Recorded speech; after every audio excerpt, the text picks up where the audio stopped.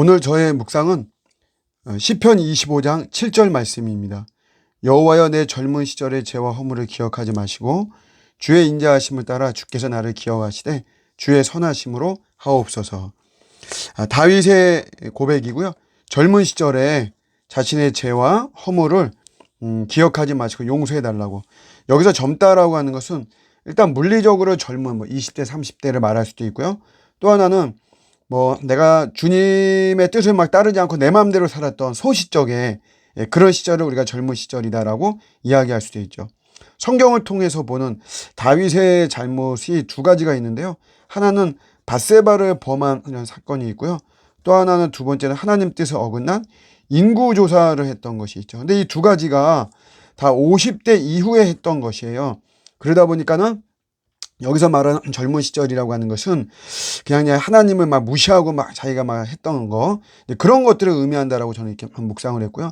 거기에 그때 자기 자신의 죄와 허물을 기억하지 마시고 용서해달라는 건데, 여기서 구원의 개념을 좀 봤습니다. 뭐냐면 이제 덮어주심, 덮으심이죠. 덮으심. 하나님의 덮으심.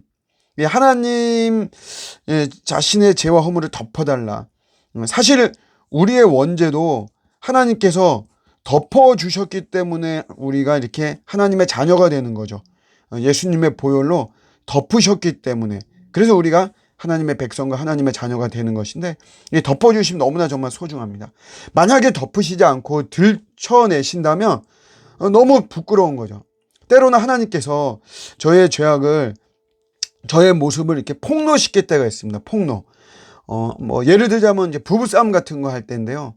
그런 거 할 때 보면, 제가 이제 목사니까 제가 좀 이렇게 의롭고 거룩한 척하고 그런 모습이 있죠. 그런데 부부싸움 같은 거 이제 하다 보면 나중에 지나고 나서 제가 돌아보면, 내가 왜 그런 말을 했을까? 내가 왜 그렇게 행동을 했을까? 참 너무 부끄러워요. 그게 사실은 저의 실체라고 하는 거죠. 근데 하나님께서 저를 이렇게 덮어주셨기 때문에 제가 이렇게 좀 그나마 어떤 거룩하고 의로운 모습으로 살아가는 것이다. 그렇다면 제가 할 수 있는 거는 겸손밖에 없는 거예요. 정말. 이제 겸손해야 됩니다. 저는 이제 째째하다는 말을 굉장히 싫어합니다. 그게 왜 싫어하냐면, 그런 말 들으면 제가 속에서 막 열이 받는데, 내가 째째하지도 않는데 왜 나를 째째하게 보느냐. 그래서 그런 것이 아니고요. 내가 정말 째째한데 내가 그것을 감추고 그랬는데, 그걸 어떻게 나를 캐치해서 나에게 째째하다라고 말을 하니까 제가 어떤 들킨 거에 대한 당혹감 때문에 제가 그렇게 열을 내고 이제 그런 모습이더라고요. 그러니까 그런 어떤 저의 째째한 이런 모습도 하나님이 덮어주셨기 때문에 내가 이렇게 살아가는 것이다. 이렇게 점잖은 모습으로 보여지는 것이다. 결국 그러니까 나는 겸손할 수밖에 없다. 하나님은 철저히 나는 겸손한 모습으로 나간다.